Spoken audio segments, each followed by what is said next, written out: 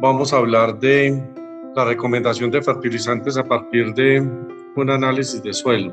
Vamos a partir de la premisa de que un análisis de suelo se considera una inversión y no un gasto. Es la posibilidad de optimizar la aplicación de fertilizantes y más en este contexto donde los costos de los fertilizantes cada vez son mayores. Entonces vamos a presentar algunos elementos a partir de los cuales se hace una interpretación y una recomendación a partir de un análisis de suelo. Vamos a hacer énfasis particularmente en las unidades de los análisis de suelo, tratando de que todos pues adquiramos ciertos elementos a la luz de la interpretación y la recomendación.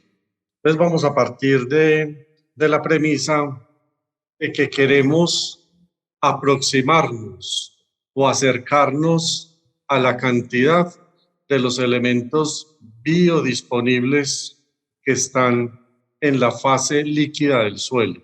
Y es desde la fase líquida donde la planta, a través de la raíz, toma todos los elementos químicos, todos los elementos nutrientes para poder producir biomasa. Si no hay absorción de elementos químicos a través de la raíz, pues definitivamente la planta no crece, no hay rendimiento, no hay producción. Entonces, lo que pretende hacer el análisis de suelo es cuantificar con la mayor precisión posible la cantidad de esos elementos que están a disposición para que la planta los pueda tomar y pueda generar todas sus fases de crecimiento y desarrollo. Si los elementos no están en la cantidad biodisponible, entonces habrá que aplicarlos. Y aplicar elementos químicos o elementos nutrientes se hacen a través de fertilizantes. Vamos a considerar esta definición de fertilizante como cualquier material orgánico o inorgánico, natural o sintético, que suministra a las plantas uno o más de los elementos químicos que las plantas requieren para su crecimiento y para su desarrollo. Entonces, lo que se trata es de que podamos sincronizar los requerimientos que tiene la planta para que alcance cierto crecimiento y desarrollo con lo que hay en el suelo, en forma biodisponible. Si el elemento no está en la cantidad biodisponible que la planta lo requiere, entonces habrá que aplicarlo. ¿Cómo se aplica? Como fertilizantes. Aquí vamos a considerar un concepto muy general que se llama la ley del mínimo. Fue planteada por un químico de suelos, Justus von Liebig, que planteó que una planta produce hasta donde lo permite el límite del nutriente que contenga en menor cantidad. Este esquema que vemos acá a la derecha, tenemos esquemáticamente lo que crecería una planta aportando solo nitrógeno, lo que crecería aportando nitrógeno y fósforo, lo que crecería aportando nitrógeno, fósforo y potasio, y lo que crecería aportando nitrógeno, fósforo, potasio, magnesio y azufre.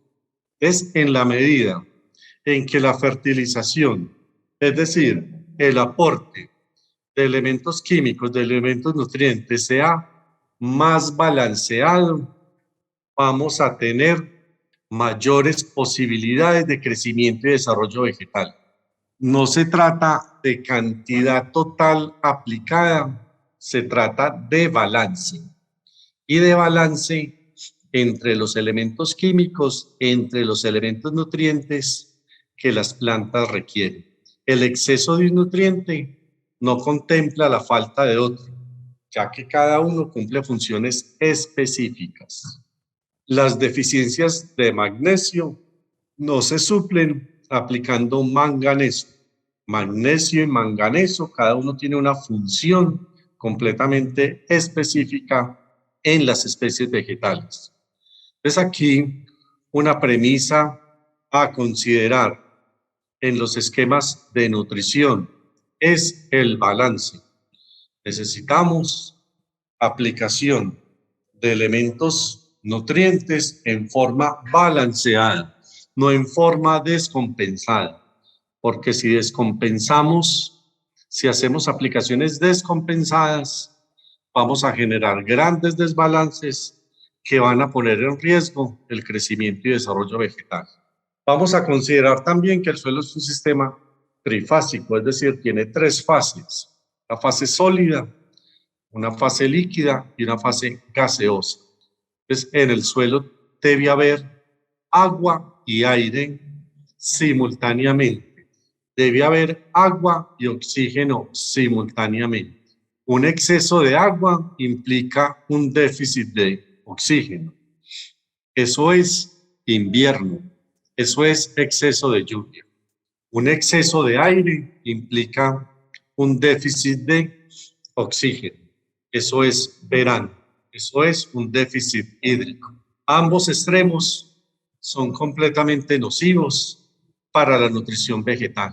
Esas fases deben estar compensadas, deben estar balanceadas.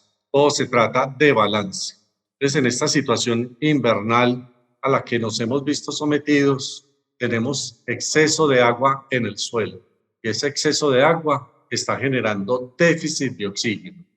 Si no hay oxígeno, las plantas no se nutren porque no hay la energía suficiente para poder generar el abastecimiento de nutrientes.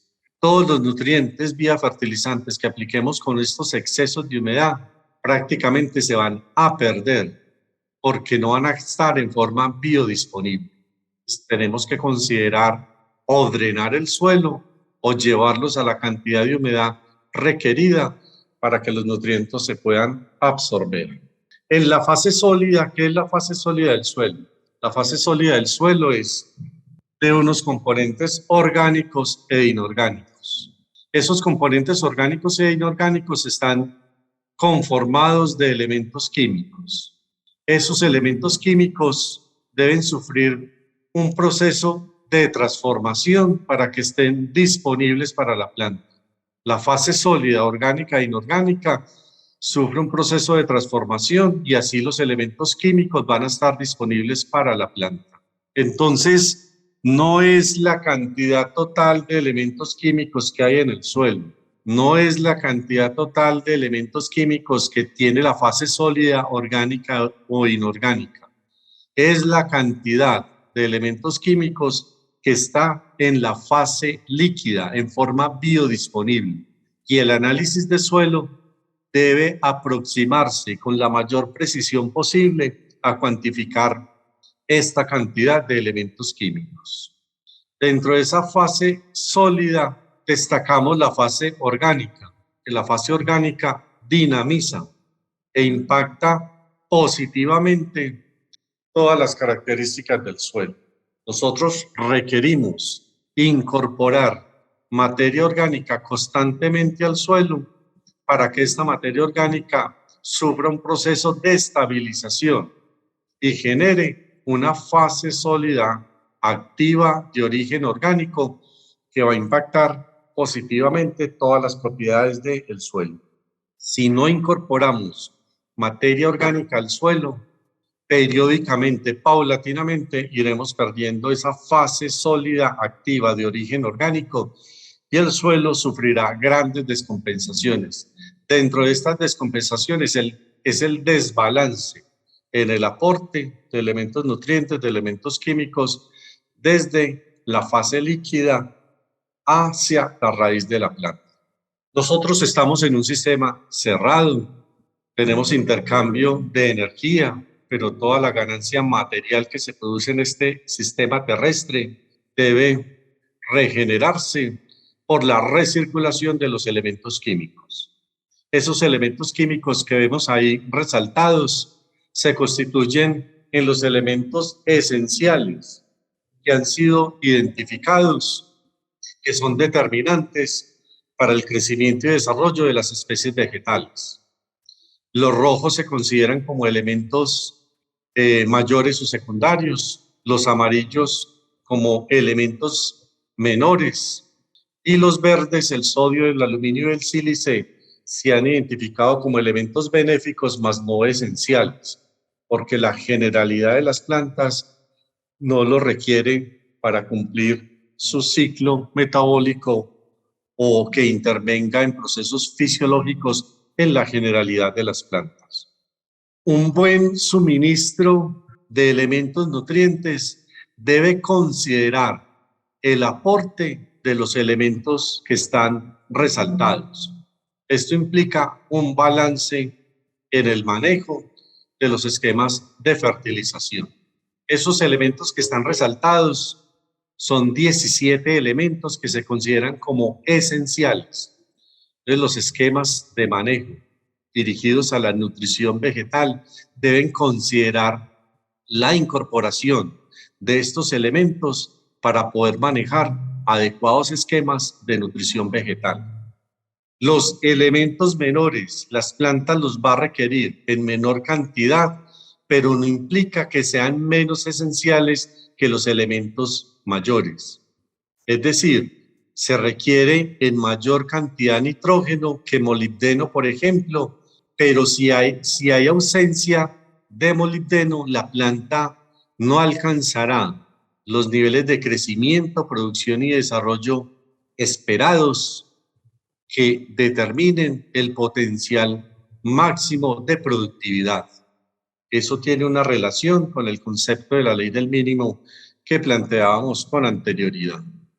Hay una discrepancia entre los elementos que conforman las rocas y los minerales, es decir, la materia inorgánica, y los elementos que conforman la materia orgánica. Entonces, la materia inorgánica está conformada básicamente por oxígeno, silicio, aluminio, hierro, magnesio, calcio, sodio, potasio y trazas de otros elementos. Pero la materia orgánica, los organismos vivos, entre ellos las plantas, las especies vegetales y los cultivos, que es lo que nos compete en términos de seguridad alimentaria, en términos de agronomía. Hablamos de carbono, de hidrógeno, de oxígeno, de nitrógeno, de fósforo, de azufre. Entonces hay una gran discrepancia entre lo que es la materia inorgánica y lo que es la materia orgánica, en lo que son los organismos vivos. Entonces esa discrepancia hay que cerrarla. Hay déficit de los elementos que más se requieren. Hay déficit de nitrógeno, hay déficit de fósforo, hay déficit de azufre, hay déficit de carbono. Es necesario hacer el aporte y la incorporación de estos elementos porque en la materia inorgánica, que es lo que predomina en los suelos, no están estos elementos. Entonces, los esquemas de fertilización deben estar dirigidos a aportar, a incorporar estos elementos que son determinantes y son considerados como elementos biogénicos para el adecuado desarrollo de los organismos vivos, incluyendo las plantas y los cultivos. Como estamos hablando de que los elementos están en la fase líquida, es decir, que están en solución, esos elementos en solución ya empiezan a llamarse como iones. Un ion es un elemento que tiene una carga eléctrica positiva o negativa. Esos elementos en solución van a tener una carga electroquímica y esa carga electroquímica va a generar interacciones con otras partículas sólidas del suelo que también tienen carga electroquímica. Y esas partículas sólidas del suelo que tienen carga electroquímica son las arcillas y la materia orgánica estabilizada y o humificada. Si hay ausencia de arcillas y de esta materia orgánica humificada, todos los iones del suelo, todos los elementos nutrientes se perderían irreversiblemente. Por eso es necesario que en el suelo haya partículas sólidas con carga electroquímica que les permita interactuar con los elementos nutrientes que también tienen carga eléctrica. Eso es lo que se denomina como la capacidad de intercambio del suelo. La capacidad de intercambio del suelo es determinante en la nutrición vegetal. Entonces hay que entender que la forma química disponible de los elementos nutrientes siempre es en forma iónica, es decir, con carga eléctrica. Y todos esos elementos van a cumplir unas funciones muy específicas en los cultivos, en las plantas, en las especies vegetales. Algunos elementos son componentes de compuestos orgánicos.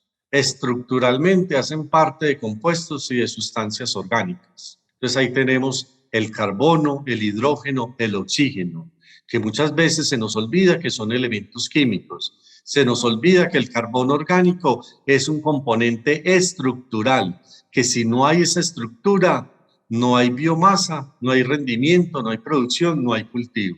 Y dentro de estos elementos estructurales también tenemos que destacar el fósforo, el azufre, el nitrógeno, que como planteábamos con anterioridad, son los elementos que no están en la cantidad y en la forma biodisponible en que son requeridos y son los elementos que estructuralmente son necesarios. Estructuralmente son necesarios para poder garantizar rendimiento y producción.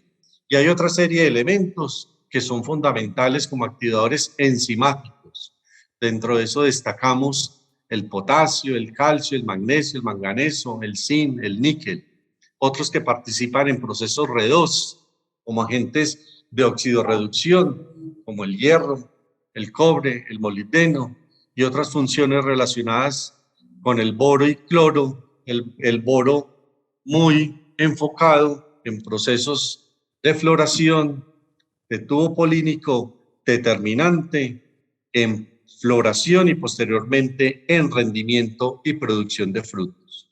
Entonces, cada uno de estos 17 elementos debe garantizarse un adecuado suministro porque estamos pensando en una forma balanceada de nutrición vegetal. La nutrición vegetal no es solamente NPK, la nutrición es balanceada. Dentro de ese balance, el concepto de carbono orgánico es determinante porque es el principal componente estructural de los organismos vivos. Y en la materia orgánica, finalmente, vamos a tener un gran depósito y un gran reservorio de la generalidad de los elementos químicos. Los elementos menores se requieren en baja cantidad y en la materia orgánica vamos a encontrar concentraciones muy razonables, muy importantes de estos elementos. O sea, que la incorporación de materia orgánica en los sistemas de producción de cultivos implica estar aportando carbono orgánico y elementos menores que son determinantes en el balance y en el crecimiento y desarrollo vegetal. Estos elementos tienen diferente movilidad en la planta y en el suelo. Las deficiencias de estos elementos están relacionadas con la movilidad.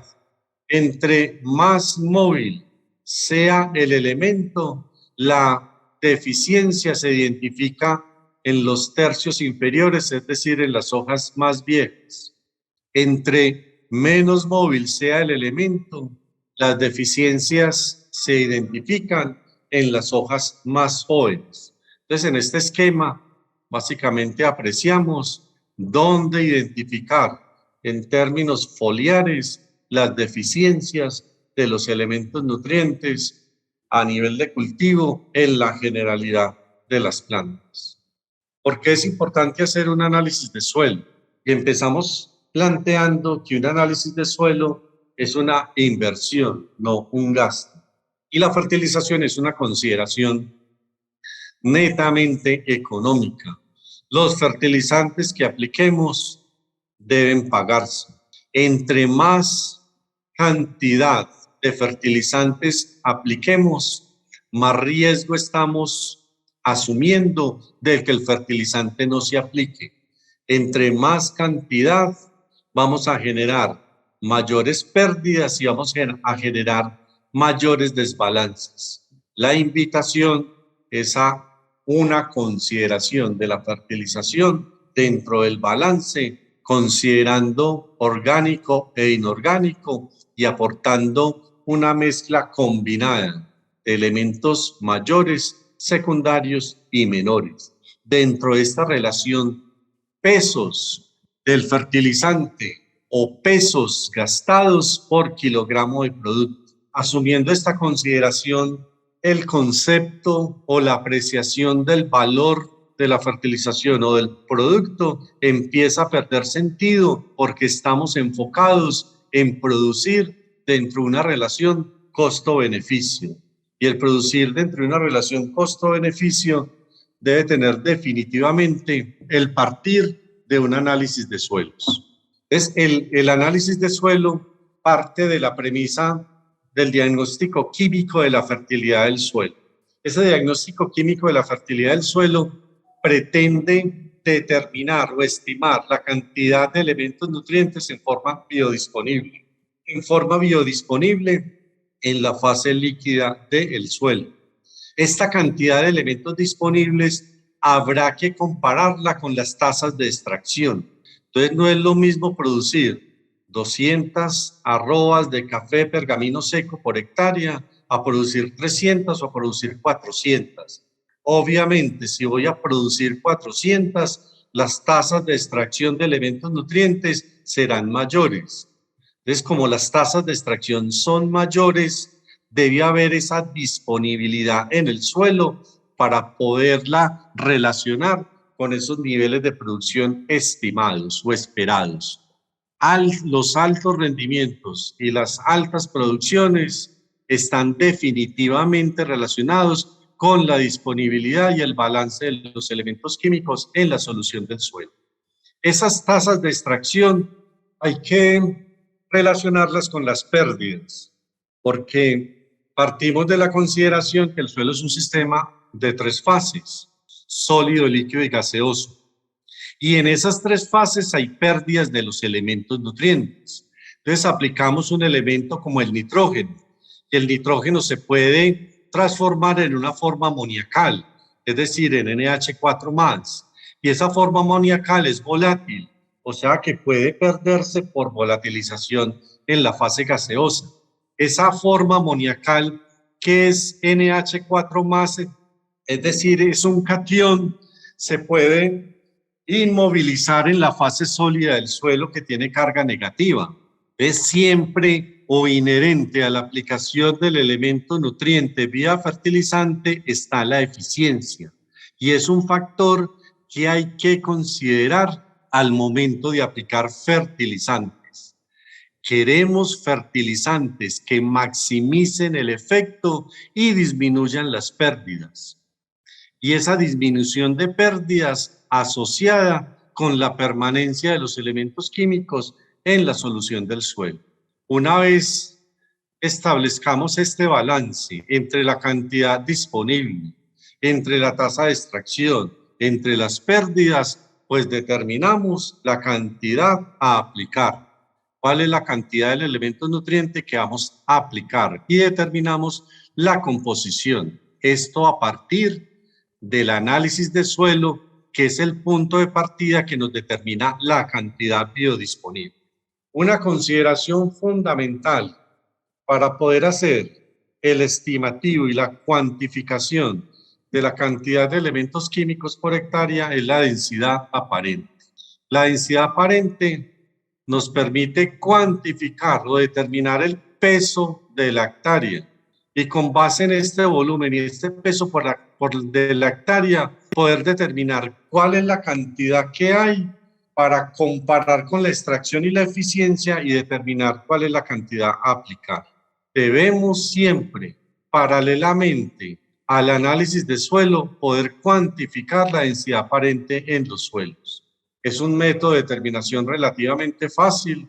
Aquí está la propuesta del método del cilindro. Es una determinación que debe hacerse en campo porque debe hacerse sobre suelo no alterado.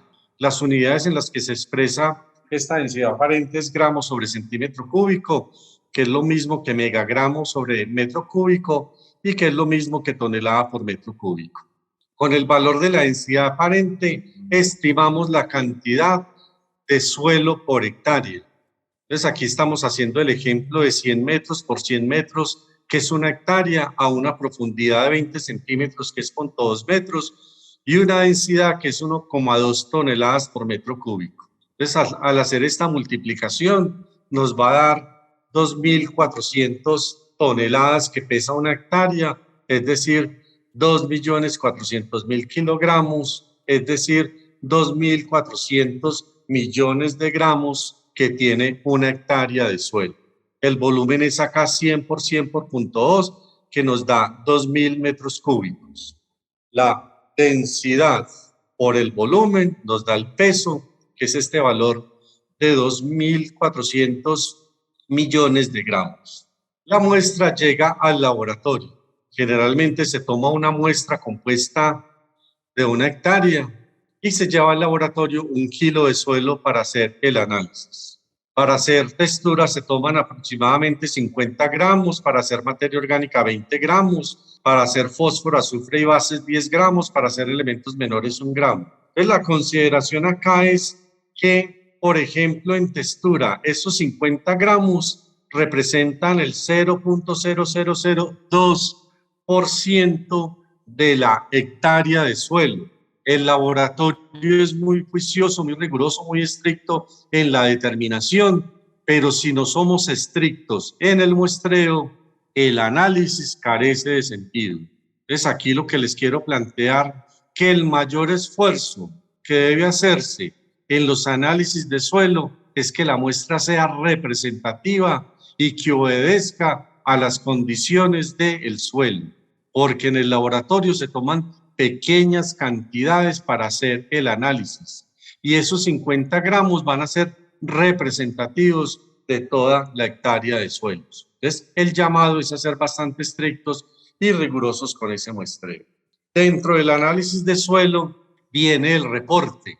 Entonces, el reporte se entrega en términos de una propiedad física que es la textura. La textura determina la cantidad de arena, limo y arcilla. Con esos porcentajes de esos tres separados, arena, limo y arcilla, se determina la clase textural. Y la clase textural dirá si el suelo es desde arenoso o arcilloso pasando por franco. Para este ejemplo, el suelo es franco arenoso. Se hace una determinación de pH. Un laboratorio siempre reporta el método bajo el cual hizo la determinación. La materia orgánica se expresa en porcentaje. Los elementos aluminio, calcio, magnesio, potasio y capacidad de intercambio catiónico se expresan en centimol cargada por kilogramo. Y los demás elementos como fósforo, azufre, cobre, zinc, boro, hierro, manganeso y otros se expresan en ppm, en partes por millón, es decir, en miligramos por kilogramo. Este es el análisis de suelo. Con base en este análisis de suelo, el técnico hace la interpretación y hace la recomendación. Este análisis de suelo debe ser el reflejo de la cantidad del elemento biodisponible en la fase líquida.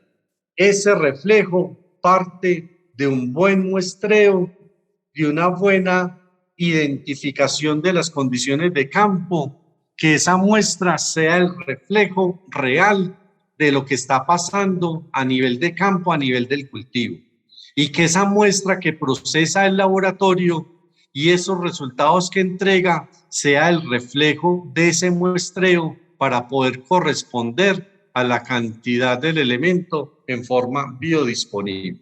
Entonces, el análisis de suelo está en estas unidades. Porcentaje, que les reitero que es los separados arena, limo y arcilla y materia orgánica, centimol cargada por kilogramo, que es lo mismo que 1000 equivalente por 100 gramos. Esta unidad ya está en desuso, 1000 equivalentes por 100 gramos. Ya empezamos a hablar de centimol cargada por kilogramo y ppm. Esas son las unidades en las que viene un análisis de suelo, 3 unidades básicamente, y que son unidades de concentración, cantidad del elemento por cantidad de suelo. Cantidad del elemento en porcentaje, gramos en 100 gramos de suelo, centimol cargada por kilogramo de suelo o miligramos por kilogramo de suelo. Son unidades de concentración. Entonces acá reiteramos que en porcentaje se expresa arena, limo de arcilla y materia orgánica, que en centimol cargada por kilogramo de suelo, que es lo mismo que miliequivalente por 100 gramos, está el aluminio, calcio, magnesio, potasio, sodio y la C y C, y en ppm los demás elementos nutrientes. Aquí destacamos el fósforo y el azufre, que se expresa en partes por millón, que se expresa en ppm. Esos elementos que determinó el análisis de suelo, esas técnicas de laboratorio que corresponden al muestreo de campo y de esa muestra que llegó al laboratorio, les insisto que debe ser el reflejo de la cantidad en forma biodisponible. Esa cantidad en forma biodisponible se compara con unas cantidades en términos de suficiencia. ¿Es suficiente o es deficiente? Y esas cantidades en términos de suficiencia se reconocen como niveles críticos.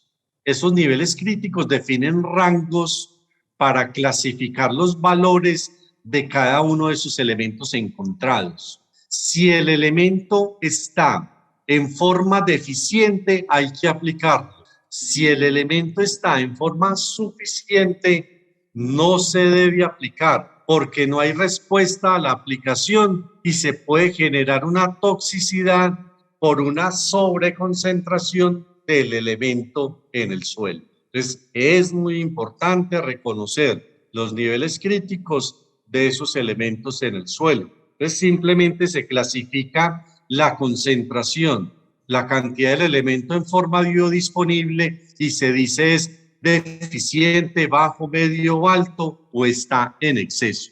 Deficiente, se cubre la deficiencia. Si está en exceso, es más complejo porque habría que retirar. Es más complicado manejar una toxicidad que una deficiencia. La generalidad de los suelos son deficientes, pero en algunos elementos menores se presentan toxicidades por altas concentraciones de los elementos menores y eso genera grandes problemas agronómicos en el manejo de los cultivos.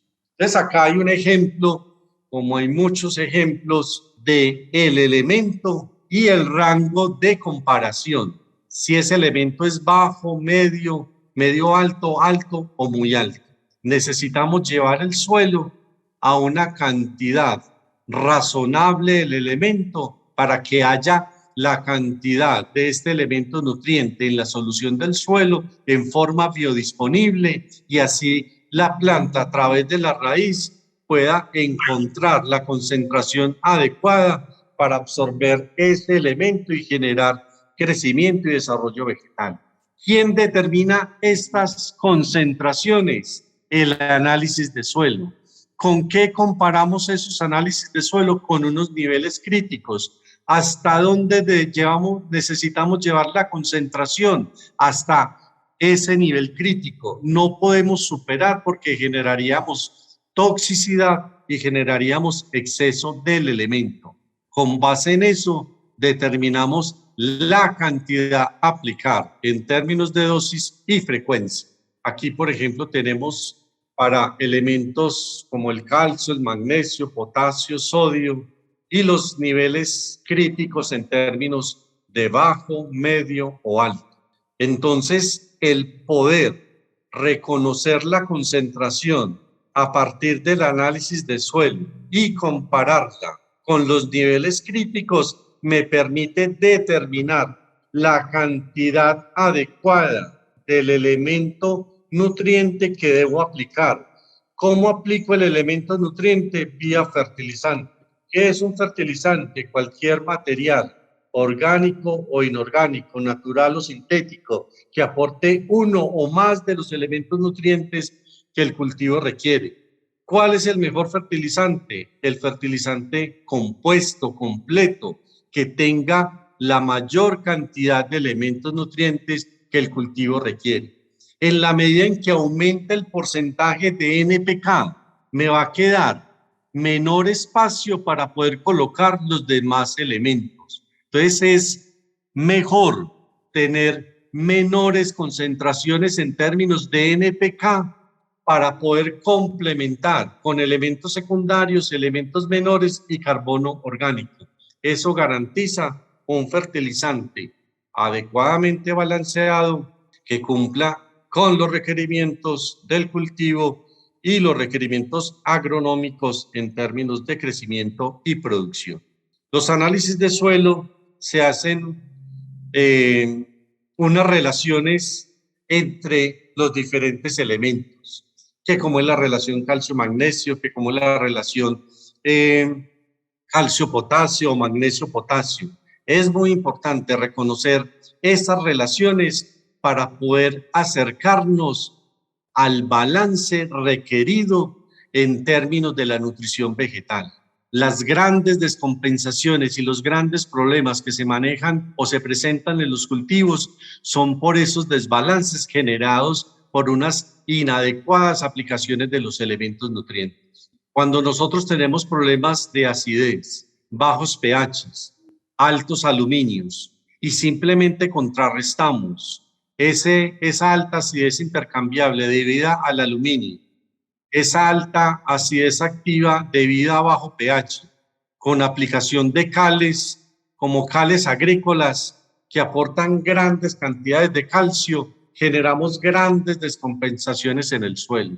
Esas altas aplicaciones de cales agrícolas que incorporan grandes cantidades de calcio generan grandes deficiencias de todos los otros cationes. Se nos vienen deficiencias de magnesio, de potasio, de amonio y de elementos menores, porque todo el complejo de cambio va a estar saturado por calcio y los demás elementos simplemente se van a movilizar. Por eso es muy importante consideraciones en términos del tipo de fuente que se requiera aplicar. Entonces, reiteramos la importancia de los análisis de suelo y la consideración de estos análisis como una inversión dirigida a la relación costo-beneficio en el manejo agronómico de la actividad agrícola, dirigida a la producción sostenible de alimentos, dirigida a la seguridad alimentaria que garantice el mejor manejo de los suelos y la mejor nutrición vegetal. Muchas gracias.